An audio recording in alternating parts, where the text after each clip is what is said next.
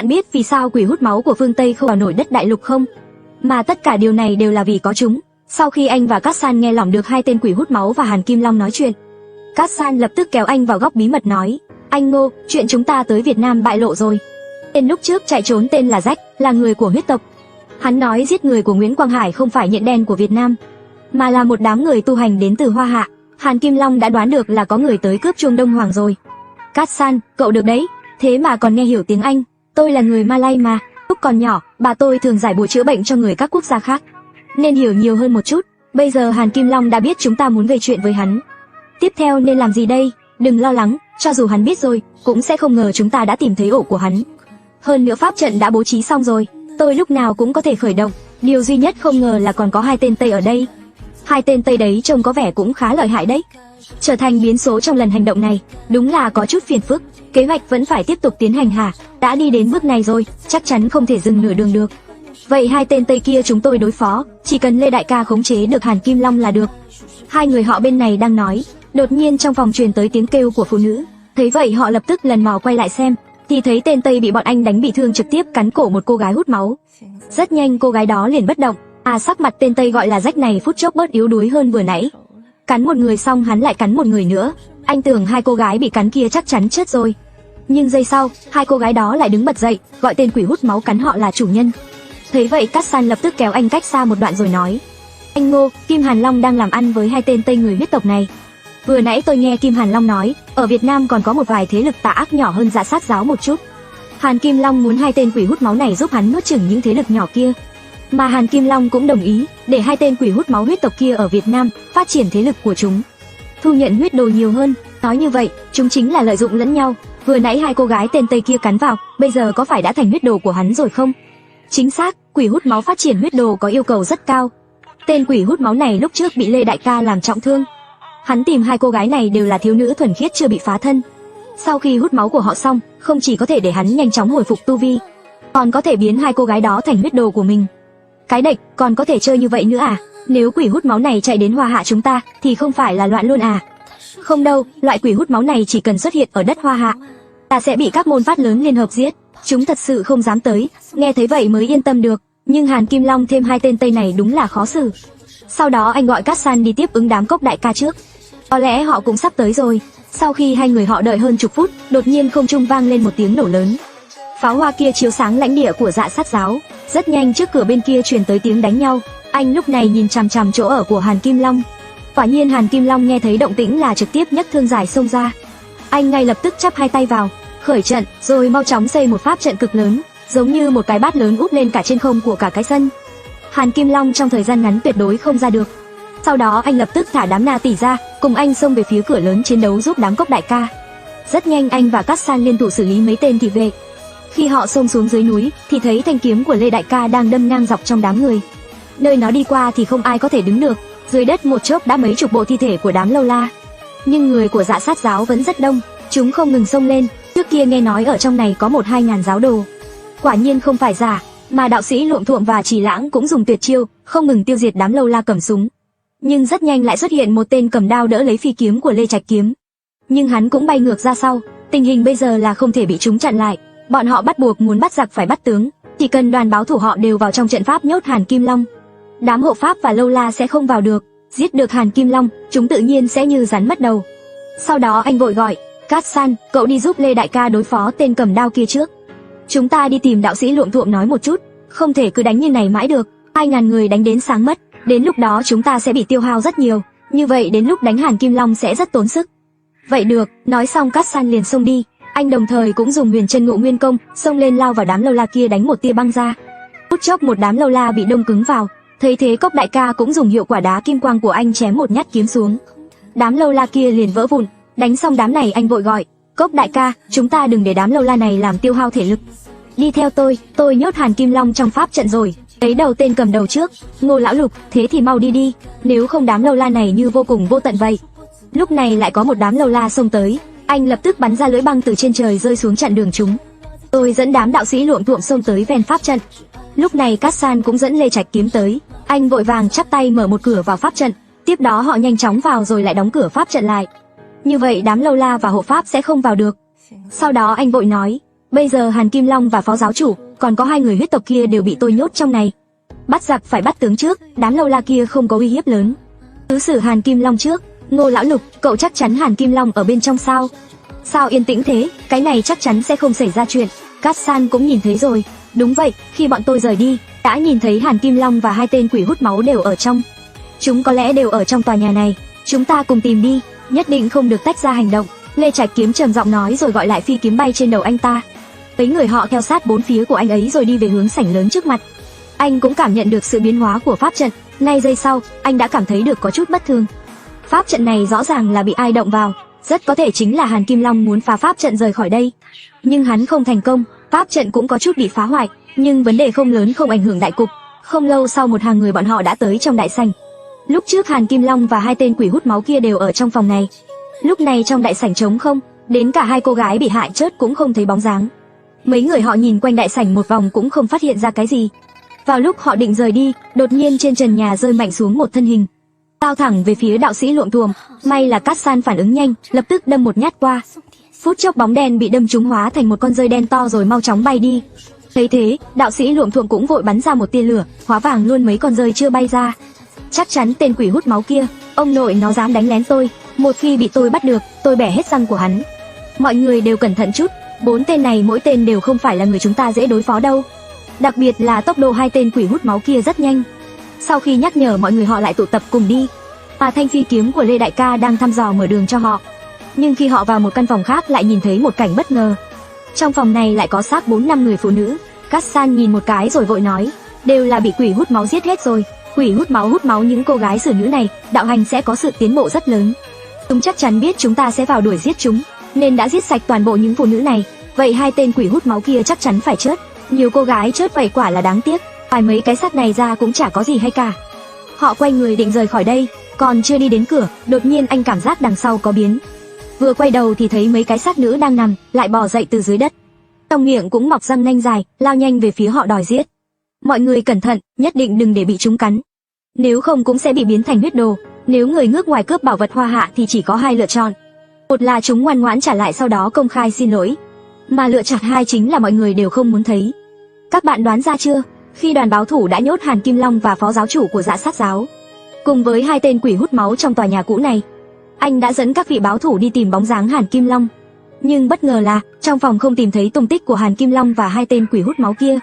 Ngược lại, phát hiện mấy thi thể cô gái bị quỷ hút máu cắn. Mà khi họ chuẩn bị rời khỏi phòng xác kia, thi thể mấy cô gái kia đột nhiên bật dậy và cũng biến thành quỷ hút máu lao về phía họ. Do Tiểu Bàn cách đám thi thể kia rất gần, một nữ thi liền lao đến cạnh cậu ấy. Tiểu Bàn bèn dùng tay trực tiếp chặn cổ đối phương rồi đẩy xa ra một đoạn. Tiểu Bàn suýt đánh chết cô ta, nếu bị cô ta cắn vào, cậu cũng sẽ biến thành quỷ hút máu. Tiểu Kiệt, họ là con gái đấy, tôi không đánh con gái. Họ đã không phải người rồi, lúc nào rồi còn ở đây thương hoa tiếc ngọc. Bắt thấy quỷ hút máu khác cũng lao tới, nhưng lúc này vẫn là Cát San mạnh, cậu trực tiếp một nhát chém xuống đã khiến đầu của những thi thể đó rơi xuống. Những cô gái này tuy cũng biến thành quỷ hút máu, nhưng đạo hạnh của họ rất thấp và không thể hóa thân thành đám rơi đen giống như hai con quỷ hút máu kia. Sau đó mọi người cũng vội ra tay, rất nhanh đã diệt hết đám quỷ hút máu vừa biến đổi. Lúc này anh vội chạy tới cạnh Tiểu Bàn nói, Tiểu Bàn, cậu vừa nãy sao vậy? Nếu bị con quỷ nữ đó cắn, tiểu tử cậu sau này cũng biến thành quỷ hút máu đấy. Với sức ăn của cậu thì máu của 8 người cũng không đủ một bữa cậu uống. Tiểu Kiệt, mấy cô gái này đáng thương quá, tôi không nhẫn tâm ra tay. Ở Đông Nam Á này khắp nơi đều là nguy hiểm, không phải cậu chết thì là tôi chết. Nếu cậu không giết họ, có thể người chết chính là cậu hoặc bọn tôi, nên nhất định đừng mềm lòng nương tay. Lúc này Lê Trạch Kiếm tìm kiếm chốc lát xong rồi nói, cứ tìm như vậy cũng không phải cách, có khi nào chỗ này có mật đạo thông với ngoài kia không? Vậy Hàn Kim Long đã thoát khỏi đây rồi, Lê đại ca, sẽ không có trường hợp này xảy ra đâu. Pháp trận này của tôi là do lực địa sát kết hợp ngũ hành thiên địa, cho dù là có mật đạo cũng sẽ bị một tầng cương khí vô hình chặn lại đường, trừ khi đối phương tinh thông bày bố phá trận có thể phá được pháp trận này, nếu không tuyệt đối không ra được. Cho đến bây giờ pháp trận vẫn hoàn hảo, để thông nhãn của tôi tìm bọn chúng một chút. Nói xong Viên không trực tiếp khoanh chân ngồi dưới đất, phút chốc mắt cậu ấy phát ra ánh sáng đỏ. Sau mấy phút ngắm cảnh, Viên không vội vàng nói, chúng ở sân sau đằng kia. Nghe vậy mọi người vội vàng chạy nhanh về hướng của sân sau. Bây giờ đã là nửa đêm rồi, họ nhất định phải hành động nhanh, vì đợi đến khi trời sáng, pháp trận anh bố trí tuy sẽ không biến mất, nhưng uy lực của pháp trận sẽ yếu đi nhiều, đến lúc đó càng dễ bị phá hỏng. Nếu lúc đó vẫn không thể giải quyết đám Hàn Kim Long, họ sẽ rất nguy hiểm. Sau khi họ chạy tới sân sau, đột nhiên chỗ đất trống đó nổi lên một trận sương mù. Mọi người lùi lại, ở đây cũng có pháp trận. Rất nhanh bóng dáng của Lê Trạch Kiếm và Cốc đại ca ở đằng trước đã bị che mất rồi. Nhưng anh đã nhanh chóng cảm nhận ra, pháp trận này không có sức sát thương gì, chỉ là lực địa sát phun sương mù ra. Thế là anh bình tĩnh suy nghĩ rồi vội nói, mọi người nghe tôi nói, trái 3 phải 7, trước sau phải 4, lặp lại 2 lần là có thể thoát khỏi pháp trận. Khi anh vừa hét xong câu này, đột nhiên một tiếng bùm siêu lớn vang lên bên tai. Âm thanh này nghe rất quen thuộc, anh ngẩng đầu lên nhìn, lại thấy chuông đông hoàng của đạo sĩ Luộm Thuộm bay lên không trung. Nó bay lên trên đỉnh đầu họ rồi nhanh chóng rơi xuống. Bây giờ trên chuông đông hoàng lại lơ lửng một luồng khí tức đỏ đen quỷ dị. Rõ ràng là bị động tay chân rồi, đây là bị người ta dùng tà pháp luyện lại rồi, miễn cưỡng có thể khống chế chuông đông hoàng. Anh vội kéo tiểu bàn nhanh chóng dịch chuyển đi. Cuối cùng khi chuông đông hoàng rơi xuống, anh kéo tiểu bàn ra khỏi pháp trận. Sau khi chuông đông hoàng rơi xuống, khói đen xung quanh phút chốc biến mất. Nhưng bất ngờ là Lê Trạch Kiếm và Cốc đại ca và Viên không mất tích rồi. Cũng có thể nói họ bị chuông đông hoàng chụp xuống dưới rồi. Còn không đợi anh hiểu được là chuyện gì, đột nhiên một tiếng cười lớn từ xa vọng lại. Chỉ dựa vào mấy con thỏ con các ngươi mà muốn tới đây đối phó với ta á? Đúng là nằm mơ giữa ban ngày. Nói xong liền có 4 bóng người đi ra, chính là Hàn Kim Long cùng phó giáo chủ và 2 tên quỷ hút máu. Cát San thấy thế phút chốc độn vào hư không, cậu ấy ẩn đi chuẩn bị đánh lén. Điều này khiến sức gian đe với kẻ thù lớn hơn. Bây giờ mấy người họ vội tụ lại một chỗ, dù sao đại ca bọn họ dựa dẫm Lê Trạch Kiếm đã bị nhốt rồi.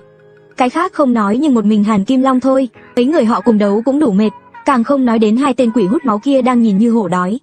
Anh nhìn đạo sĩ Luộm Thuộm một cái, ý là có thể điều khiển chuông đông hoàng thả Lê Trạch Kiếm bọn họ ra không? Vừa nãy tôi thử rồi, chuông này bị chúng dùng tà pháp luyện lại rồi. Pháp môn của tôi đã không thể điều khiển chuông được nữa. Nhưng chuông này chúng cũng chỉ là tạm thời có thể sử dụng. Qua khoảng thời gian đều phải luyện hóa lại, có lẽ là dùng máu người sống tế luyện. Nghe nói Hoa Hạ là nơi tàng long ngọa hổ, hôm nay được gặp quả đúng là khác biệt. Đến mấy tên nhóc con cũng dám chạy tới địa bàn lão phu gây chuyện. Lão phu rất hứng thú với mấy người các ngươi, cho các ngươi một cơ hội sống sót, có muốn không? Hàn giáo chủ, cơ hội sống sót ông cho bọn tôi tất nhiên cần rồi. Nhưng có phải là phải có điều kiện gì không? Được lắm, ta thích người thông minh như ngươi. Muốn sống rất đơn giản, đó là gia nhập Dạ Sát giáo bọn ta.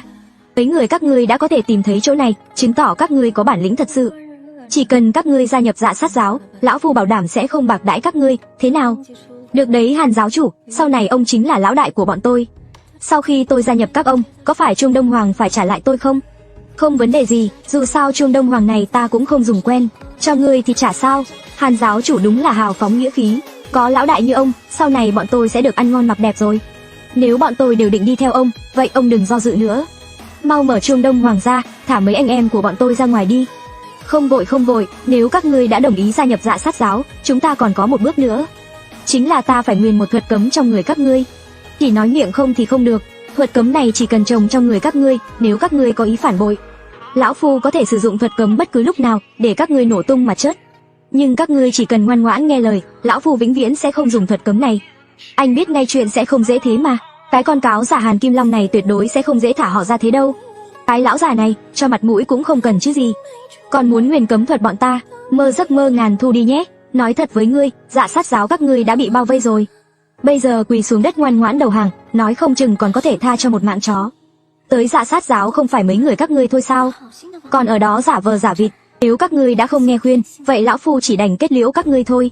Hàn Kim Long nói xong rồi vươn tay, cây thương thủy hỏa đoạt mệnh liền đâm về phía họ, nhưng tiểu bàn cũng đập một nhát búa lên, búa tử kim 400 kg đó đập mạnh vào đầu thương.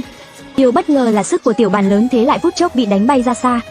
Phút chốc mặt bọn họ đều xanh mét, đôi búa tử kim 8 mặt đó của tiểu bàn phải nặng gần 500 cân. Lại thêm sức mạnh của cậu ấy tuyệt đối là rất khủng bố. Người tu hành bình thường cơ bản là không đỡ nổi, nhưng Hàn Kim Long chỉ một nhát đã khiến cả người cả búa bay ra 6-7 mét. Tên béo nhà ngươi cũng có chút sức lực đấy, chỉ tiếc là hôm nay gặp phải ta, Ngô lão lục. Chuông đông hoàng kia là dùng tà thuật tế luyện. Cậu dùng ấn thiên cương thử xem, có thể phá được thuật trên chuông đông hoàng không? Chỉ có như vậy tôi mới có thể điều khiển lại chuông được. Đám này cậu đừng để ý nữa, bọn tôi giúp cậu chặn lại. Chỉ cần có thể thả Lê đại ca ra, chúng ta sẽ không rén như này nữa. Mắt thấy cũng chỉ có thể như vậy, nếu không họ đều phải chết. Sau đó đạo sĩ Luộm Thuộm và Trì Lãng vội bắn lửa và mưa kiếm ra chặn chúng lại. Anh liền tốc biến tới bên cạnh chuông đông hoàng, nhưng đột nhiên một tia đao cương từ đỉnh đầu anh lướt qua. Tiếp đó một âm thanh vang lên, "Tiểu tử, cậu còn non lắm, muốn làm gì đấy?" Anh vội quay người lại, lúc này phó giáo chủ kia trực tiếp nhấc đao xông lên. May là anh nhanh chóng cầm kiếm đỡ nhưng cũng bị đánh lùi gần 10 bước. Người này có thể làm phó giáo chủ thì thực lực vẫn ở trên cơ anh nhiều. Lúc đó anh cắn răng trực tiếp dùng huyền chân ngộ nguyên công. Đồng thời yêu khí của hồ ly 8 đuôi cũng nhanh chóng lan trên người anh. Tiếp đó cũng thả hết quỷ ra ngoài, phút chốc tất cả quỷ đều vây quanh hắn. Tên đó nhìn thấy cũng giật mình, tà tu lợi hại đấy, thế mà có nhiều quỷ như vậy. Na tỷ mọi người lên giữ hắn lại đi. Sau đó anh quay đầu chuẩn bị đập ấn thiên cương lên chuông Đông Hoàng, nhưng bất ngờ lại xảy ra. Bạn biết ở Đông Nam Á thì eo rẻ như nào không? Khi đám báo bọn họ chuẩn bị bắt tên Hàn Kim Long thì lại xảy ra bất ngờ. Kiếm thần Lê Trạch Kiếm và Cốc Đại Ca và Viên không bị nhốt trong chuông Đông Hoàng. Chuông Đông Hoàng đó có lẽ là bị Hàn Kim Long dùng tà pháp khống chế rồi, nên đạo sĩ Luộm Thuộm cũng không thể mở được nó ra. Khi anh muốn dùng ấn thiên cương hút tà khí của chuông Đông Hoàng thì lại bị phó giáo chủ Thường Trấn chặn lại. Thực lực tên đó trên cơ anh nhiều, anh chỉ có thể thả đám Na tỷ ra chặn lại, nhưng vào lúc đó chuông Đông Hoàng lại phát ra ánh sáng vàng nhạt. Anh có thể cảm nhận được ánh sáng này có khí tức của Phật gia. Chắc chắn là Viên không đang vận công bên trong, hơn nữa trong chuông Đông Hoàng có tiếng va chạm. Thấy vậy anh cũng có tự tin hơn, nhưng lúc này nhìn đám đạo sĩ Luộm Thuộm bên kia thì họ đã thảm lắm rồi. Trì Lãng và Tiểu Bàn đều bị thương rồi, đạo sĩ Luộm Thuộm cũng ngã xuống đất rồi. Xem ra phải mau chóng xử tên Thường Trấn này, rồi mở chuông ra cứu mọi người mới được. Nếu không mấy người họ căn bản là không đánh lại Hàn Kim Long và hai tên quỷ hút máu kia. Lúc này Thường Trấn kia đột nhiên thoát khỏi đám quỷ, một nhát chém xuống ngực anh. Anh phút chốc bị bay ra ngoài, nhưng anh ngã xuống lại không sao, vì trước khi đi anh đã mặc áo giáp bùa vàng ông Trương đưa. Nếu không có nó có lẽ anh bây giờ đã tèo rồi. Nhưng anh không vội bật dậy ngay, Thường Trấn kia trực tiếp chạy tới bồi thêm một đao. Tên này đã trúng kế rồi. Anh đột nhiên tốc biến đến sau lưng hắn cũng vội quay lại. Nhưng lúc này đôi vợ chồng quỷ đã ở sau lưng trực tiếp giữ lấy hai cánh tay hắn. Anh vội vàng đâm một đao vào bụng hắn, sau đó tiếp tục lấy luyện huyết cầu ra. Phút chốc cơ thể hắn không ngừng run rẩy, anh cũng không kéo dài thời gian nữa, nhanh chóng dùng luyện huyết cầu hút cạn hắn. Lúc này Thường Trấn kia chỉ có thể gọi Hàn Kim Long. Giáo chủ cứu tôi, cứu tôi. Rất nhanh Hàn Kim Long đã xông tới chỗ anh bên này. Phút chốc anh cũng hoang mang, lúc này đột nhiên có một tia lửa xông tới xông thẳng về Hàn Kim Long. Hàn Kim Long cả người rất nhanh tỏa ra khí đen trực tiếp dập tắt tia lửa kia. Lúc này Trì Lãng vì để giữ chân hắn cũng trực tiếp dùng tuyệt chiêu, cuối cùng đâm một kiếm ra, nhưng Hàn Kim Long không thèm để ý đến, đâm một nhát thương về phía kiếm của Trì Lãng. Giây sau kiếm của Trì Lãng lại bị bắn vỡ tung, còn trực tiếp đâm xuyên qua vai của Trì Lãng. Ông phải xử hết đám nhóc con chúng mày. Hắn vừa hét vừa đẩy Trì Lãng đi. Đạo sĩ Luộm Thuộm nhìn thấy cảnh này cũng tức không chịu nổi. Cậu nhanh chóng niệm chú, phút chốc kiếm gỗ lôi kích đã đẩy tia sét. Sau đó đạo sĩ Luộm Thuộm lập tức chém mạnh một nhát về phía Hàn Kim Long. Thấy thế hắn mới ném Trì Lãng bay ra xa rồi đâm cây thương về phía đạo sĩ Luộm Thuộm. Nhưng anh thấy Trì Lãng đập mạnh xuống đất bất động, anh cũng không thể không hét lên. Trì Lãng, anh Ngô đừng để ý, mau, giết Thường Trấn. Nói xong câu đó Trì Lãng đã ngất đi bất động rồi. Mà đạo sĩ Luộm Thuộm tuy đã dùng cửu tiêu lôi pháp, nhưng khoảng cách với Hàn Kim Long vẫn rất lớn, cũng bị đánh bay ra rất xa. Sau đó Hàn Kim Long lại xông về phía anh. Thường Trấn trước mắt chỉ còn hơi thở cuối cùng, thấy thế anh vội thu lại luyện huyết cầu nhưng vẫn bị chậm. Cây thương dài đó trực tiếp đâm tới. Vào lúc then chốt này, điều khiến anh bất ngờ là đột nhiên một tia sáng trắng bay ra từ trán của anh rồi nhanh chóng hóa hình người, kiên quyết đứng chặn trước mặt anh. Đầu thương của Hàn Kim Long cũng bị bật về. Cảnh này cũng khiến hắn bất ngờ. Chồng nhỏ ơi, anh mau đi giải phong ấn trên chuông Đông Hoàng kia đi. Em không trụ được quá lâu đâu. Nghe thấy vậy anh trực tiếp đập ấn thiên cương lên chuông đó. Tiếp đó anh nhanh chóng niệm chú. Phút chốc một tiếng ù ù không ngừng vang lên. Tà khí trên chuông Đông Hoàng không ngừng bị ấn thiên cương nuốt. Chưa tới một phút tà khí của chuông Đông Hoàng đã tiêu tán. Nhưng Lê Trạch Kiếm bọn họ vẫn chưa ra được. Đây có lẽ phải là đạo sĩ Luộm Thuộm biết dùng chuông mới điều khiển được. Anh vội tìm tung tích của đạo sĩ Luộm Thuộm, rất nhanh đã thấy cậu ấy đỡ eo đứng dậy. Nhìn tình hình này chắc chắn là eo bị thương rồi. Lão La, mau điều khiển chuông đi, để Lê đại ca ra ngoài, nếu không chúng ta không trụ được đâu. Nghe thấy thế đạo sĩ Luộm Thuộm liền vội chắp tay niệm chú. Lúc này chuông Đông Hoàng cuối cùng cũng động đậy, xem ra đạo sĩ Luộm Thuộm lại có thể điều khiển nó rồi. Lúc này hồ ly tám đuôi cũng không đỡ được Hàn Kim Long về trong cơ thể anh rồi, mà tiếp đó là cây thương của tên Hàn Kim Long kia. Nhát này anh thật sự không đỡ được. Lúc quan trọng, thần kiếm truy hồn của Lê Trạch Kiếm đột nhiên đỡ cây thương của Hàn Kim Long, thì mới cứu được mạng anh. Tiểu Kiệt, các cậu không sao chứ? Lúc này Lê đại ca và Cốc đại ca đều đã tới. Tôi không sao, nhưng Trì Lãng và Lão La đều bị thương rồi, hơn nữa bị không hề nhẹ. Anh đi cứu chữa cho họ trước đi.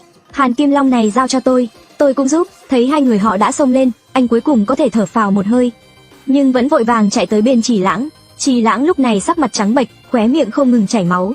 Anh vội lấy dược mà Tiết Tiểu Thất trước kia đưa ra để Trì Lãng ăn, sau đó băng bó đơn giản vết thương một chút. Lúc này đạo sĩ Luộm Thuộm cũng đi tới hỏi, Trì Lãng thế nào rồi? Vẫn sống, nhưng rất yếu. Cậu thì thế nào? Sức mạnh của cây thương dài của lão già kia mạnh thật, đánh vào eo tôi rồi, suýt nữa thì phế. Phế thì phế vậy thôi, dù sao cậu cũng không dùng đến. Cô lão Lục, có nói được câu nào tiếng người không hả? Đừng để ý tôi với Trì Lãng nữa, cậu và Viên không mau giúp Tiểu Bàn và Cát San đối phó hai tên quỷ hút máu đi. Tôi thấy chỉ có ấn thiên cương của cậu mới có thể đối phó với tên quỷ Tây đó. Anh nhìn hai tên quỷ hút máu kia một cái, đúng là không dễ đối phó. Chủ yếu tốc độ của chúng quá nhanh, nhưng anh suy nghĩ một lát, phút chốc đã có ý tưởng liền nói. Viên không, cậu ở lại trông hai người họ, tôi có cách xử hai tên đó. Nói xong anh lập tức tốc biến tới cạnh Tiểu Bàn nói. Tiểu Bàn, thế nào rồi? Tiểu Kiệt, tên quỷ hút máu này đáng giận quá, tôi cứ không bắt được hắn, mệt chết đi được. Anh mau tới giúp đỡ đi. Tên quỷ hút máu trước mặt này không phải tên Jack mà họ đối phó lần trước. Tên này trông có vẻ lớn tuổi hơn. Sau đó hắn nói tiếng Trung lơ lớ với bọn họ. Người Hoa Hạ, huyết tộc bọn ta là bất tử rồi. Ngươi sẽ không giết được ta đâu. Có giết được ông không? Thử là biết ngay. Nói xong anh nhấc kiếm thắng tả trực tiếp đâm về người hắn. Tên quỷ hút máu đó đứng đối diện bất động. Khi pháp kiếm của anh sắp đâm vào ngực hắn, thân hình hắn mới đột nhiên biến mất. Cứng quá nhanh, không đợi anh phản ứng lại, bên cạnh đột nhiên có một luồng gió mạnh. Tên quỷ hút máu kia vừa vươn tay bất ngờ tóm lấy người anh. Anh cũng nhanh chóng dùng thần tiêu cửu lý tốc biến, mà trước khi di chuyển còn ném lại vài đồng tiền dưới đất. Hắn đuổi anh chạy, sau 4 lần dịch chuyển liên tiếp, anh đã ở 4 góc đặt pháp khí để sử dụng pháp trận rồi. Khoảnh khắc hắn chưa đuổi kịp anh vội chắp hai tay lại. Phút chốc một pháp trận phạm vi nhỏ bao trùm lên hắn. Giây sau tên đó biết đã trúng kế rồi vội nhanh chóng lao về phía anh. Thực ra pháp trận anh bày là sợ tên đó lại biến thành rơi chạy mất. Quỷ hút máu vẫn có chút khác với cương thi, chúng đều hút máu, đều bất tử, đều sợ ánh nắng.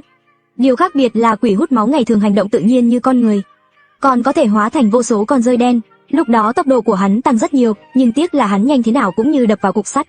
Lần này hắn hoang mang nói, người Hoa Hạ, ngươi đang làm trò gì vậy? Biết ngươi không sợ kiếm của ta, vậy mình đợi trời sáng, ánh nắng chiếu lên rồi cùng thi nhé. Tên Hoa Hạ bỉ ổi, ta bỉ ổi á? Không biết ngươi đã từng nghe Hoa Hạ có câu tục ngữ này chưa? Nước trong thì không có cá, người đê tiện thì vô địch. Nói xong anh trực tiếp bắn ra 10 cây đinh gỗ đào. Tên quỷ hút máu đó phút chốc biến thành rơi bay loạn lên, nhưng bay thế nào cũng không ra khỏi pháp trận của anh. Tiếp đó anh nhanh chóng bắn ra một tia hàn băng kiếm pháp. Đám rơi đó liền bị đóng băng thành đá rơi xuống đất. Nhưng điều quỷ dị là đống đá đó lại nhanh chóng tỏa khói đen tan ra hết. Từng con lại bay lên lần nữa, nhưng anh cũng chả sao, cứ ở ngoài pháp trận điều khiển đinh gỗ đào đuổi theo. Rất nhanh 7-8 con rơi đều bị đánh tan thành mây khói. Tên quỷ hút máu đó cuối cùng không chịu được lại hóa thành chân thân. Nhưng hắn lúc này không hề còn sự lịch lãm trước kia nữa rồi, trông vô cùng nhếch nhác. Thấy thế anh trực tiếp để đôi vợ chồng quỷ ra tay. Chúng phối hợp rất ăn ý với nhau mà tên quỷ hút máu kia cũng không còn nhanh như trước nữa. Lúc chúng chiến đấu với nhau, anh căn đúng thời cơ dịch chuyển tới. Một tay đập ấn thiên cương vào lưng tên quỷ hút máu đó. Phút chốc hắn phát ra âm thanh gào thét, trên người như tỏa ra một làn khói. Xem ra là quỷ gì cũng sợ ấn thiên cương, cho dù là quỷ trong nước hay quốc tế. Nhưng anh biết tên này chủ yếu dựa vào hút máu để duy trì hình dáng và năng lực. Chỉ cần hút hết máu trên người hắn cũng xong luôn. Sau đó anh lập tức mở luyện huyết cầu ra. Tên quỷ hút máu đó bị luyện huyết cầu nuốt càng thêm đau khổ. Lát sau đã bị hút thành cái xác khô da bọc xương. Xử xong một tên vẫn còn một tên nữa, nhưng khi anh ngẩng đầu lên nhìn thì lại xuất hiện một bất ngờ. Bây giờ kẻ thù chỉ còn lại 2 người, Hàn Kim Long thực lực siêu mạnh và một tên quỷ hút máu khác đang chiến với Cát San. Tên quỷ hút máu kia họ không có bị uy hiếp lớn quá. Bây giờ chỉ cần xử xong Hàn Kim Long là được. Anh tưởng Lê Trạch kiếm ra sẽ dễ dàng xử được Hàn Kim Long. Ai ngờ 2 người họ đã đấu hơn chục lượt rồi vẫn chưa phân thắng bại. Mà Cốc đại ca đã rút khỏi trận chiến đó, hình như còn bị thương nữa. Lê Trạch kiếm và Hàn Kim Long đấu nhau đúng là long trời lở đất. Những người tu hành cấp như bọn họ căn bản không chen chân vào được. Mà Tiểu Bàn cái tên ngây ngô này lại nhấc búa tử kim lên sông tới đó. Nhưng ngay giây sau đã trực tiếp bay ra ngoài. Tiểu Bàn, cậu đừng lên nữa. Tiểu Kiệt, anh ngây ra đấy làm gì, mau lên đánh đi. Tiểu Bàn, đánh nhau không thể chỉ dựa vào sức mạnh, phải động não nữa biết chưa? Vậy não anh không phải là trả bằng tôi còn gì. Hồi cấp 2 đều là anh đội sổ, tôi vẫn là thứ 2 từ dưới lên cơ mà. Nghe thấy vậu anh chả thèm để ý đến cậu ấy nữa. Lão La, bây giờ chỉ còn một tên Hàn Kim Long. Lê đại ca sợ trong thời gian ngắn không thể xử được hắn. Chúng ta phải nghĩ cách giúp Lê đại ca một phen. Ngô lão Lục, cậu không biết Hàn Kim Long này mạnh như nào đâu. Tôi và Trì Lãng ở trong đám đệ tử trẻ phái Mao Sơn cũng coi là nổi bật. Cậu xem Trì Lãng bị đánh còn có hơi thở cuối cùng. Eo tôi thì sắp bị hắn đánh gãy luôn rồi, chúng ta giúp kiểu gì? Đánh bình thường chắc chắn không được, kiểu cao thủ như họ giết nhau, chúng ta không lại gần được. Nhưng vào lúc then chốt, chắc chắn có thể giúp được. Đúng rồi, Viên không, cậu đi thay Cát San một chút. Sức mạnh Phật pháp của cậu đối phó với quỷ hút máu chắc hiệu quả hơn. Cát San nếu đột nhiên đánh lén Hàn Kim Long, hắn chắc chắn hoảng lắm. Nghe xong Viên không liền bắn ra chuỗi hạt Phật, chuỗi hạt đó không ngừng đuổi tên quỷ hút máu kia. Cát San cậu đừng đánh với tên Tây kia nữa, về đây trước đi. Anh Ngô, có gì thế? Chúng ta chủ yếu xử được Hàn Kim Long là được. Tên quỷ hút máu kia không đáng để sợ. Nếu cậu đột nhiên đánh lén Hàn Kim Long, hắn chắc chắn không đỡ được. Hiểu rồi, tôi làm luôn đây. Nói xong Cát San liền độn vào không khí, Lúc này trận chiến của Lê Trạch Kiếm và Hàn Kim Long cũng như rơi vào phần kết. Lê Trạch Kiếm phút chốc xuất hiện vô số phân thân, thần kiếm truy hồn cũng biến thành hơn chục cây, tiếp đó hơn chục Lê Trạch Kiếm điều khiển truy hồn kiếm lao về phía Hàn Kim Long. Mà Hàn Kim Long cũng dùng tuyệt chiêu, chốc lát hơn chục truy hồn kiếm và hơn chục câu thương đoạt mệnh đâm vào nhau. Ngay sau đó đất trời rung chuyển, xung quanh đều nổi lên khói mờ. Anh vội kéo đạo sĩ Luộm Thuộm trốn đi, mấy phút sau, khói mờ đó mới tan đi. Lúc này thấy thần kiếm truy hồn đã hóa thành một cây quay về bên Lê Trạch Kiếm. Lê Trạch Kiếm phân thân cũng chập lại làm một, nhưng dường như trên người có chút màu rồi, khóe miệng cũng chảy máu. Nhìn lại Hàn Kim Long thì cũng không tốt cho lắm, trên người hắn cũng bị chém vô số vết thương nhưng hai người vẫn không ngã xuống như cũ. Thấy thế đạo sĩ Luộm Thuộm vội bắn một tia tử vi thiên hỏa. Cát San cũng bắt cơ hội đánh lén, tên đó né được lửa của đạo sĩ Luộm Thuộm nhưng lại bị Cát San trực tiếp đâm xuyên giáp vai. Đồng thời Lê Trạch Kiếm nhắm chuẩn thời cơ cũng chém một nhát kiếm. Nhát kiếm đó cắm mạnh lên người Hàn Kim Long, nhưng điều bất ngờ là Hàn Kim Long bị đâm trúng lại lấy ra một cây đao nhỏ trên người ra. Hắn đâm mạnh lên người Lê Trạch Kiếm, phút chốc Lê Trạch Kiếm lùi lại mấy bước. Đây cũng là điều họ không ngờ tới, lão già này lại còn giấu ám khí nữa. Cát San lúc này thấy Lê Trạch Kiếm bị thương cũng tức giận, trực tiếp đâm liên tiếp Hàn Kim Long chục nhát. Anh còn định bảo Cát San đừng giết hắn, để luyện huyết cầu hút cạn hắn là được. Nhưng đã muộn rồi, Hàn Kim Long lúc này tuy chưa ngã xuống nhưng khí tức hoàn toàn chớt hẳn rồi. Thấy thế anh vội chạy tới cạnh Lê Trạch Kiếm, hay là cây đao nhỏ đó trúng vào vai cách tim khoảng mấy cm. Nói chung vẫn may, sau đó anh vội rút cây đao nhỏ ra rồi băng bó cho Lê đại ca. Đạo sĩ Luộm Thuộm thì trực tiếp tới gần Hàn Kim Long, lấy cây thương đoạt mệnh của hắn cho vào trong túi bát bảo. Cậu còn chưa hết tức, đạp vào xác hắn vài phát nữa.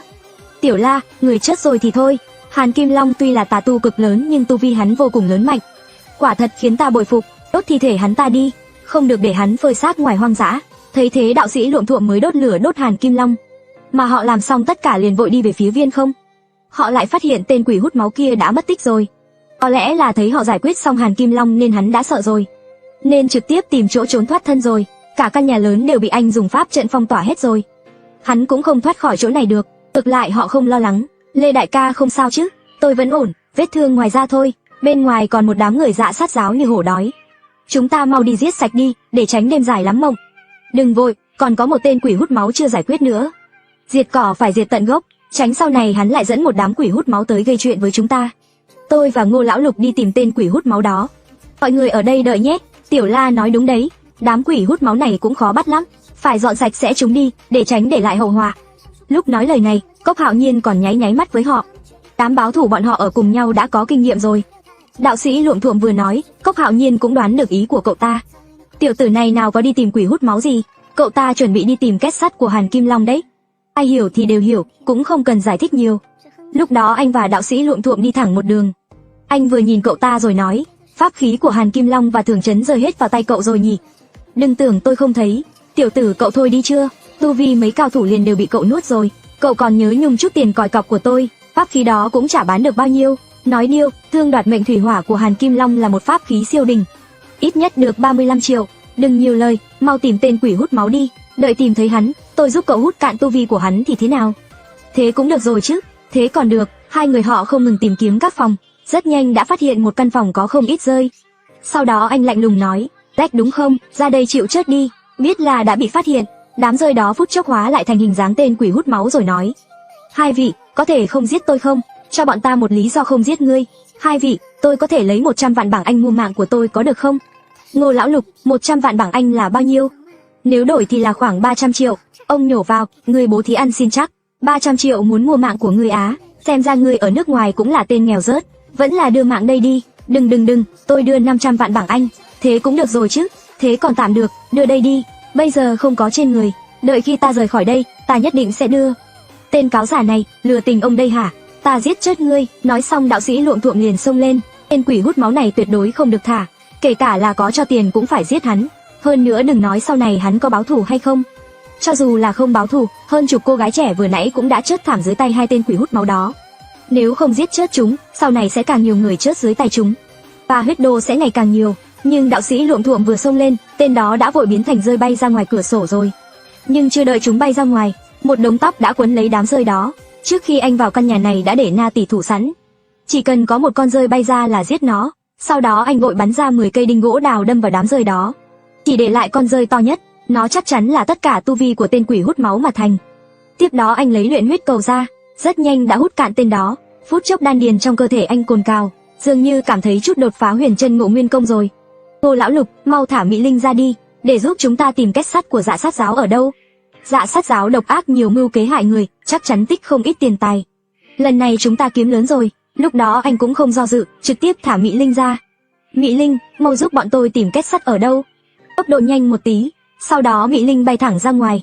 Tiếp đó anh và đạo sĩ Luộm Thuộm cũng không rảnh, tìm lướt một vòng phòng Hàn Kim Long, tịch thu hết đống đồ cổ châu báu. Và mấy phút sau Mỹ Linh cũng quay lại nói đã tìm thấy chỗ kết sắt rồi. Bạn biết giáo chủ tà giáo đen tối của Đông Nam Á một năm có thể kiếm bao nhiêu đô không? Sau khi họ giải quyết xong Hàn Kim Long và hai tên quỷ hút máu, Mỹ Linh đã giúp họ tìm thấy kết sắt của Hàn Kim Long.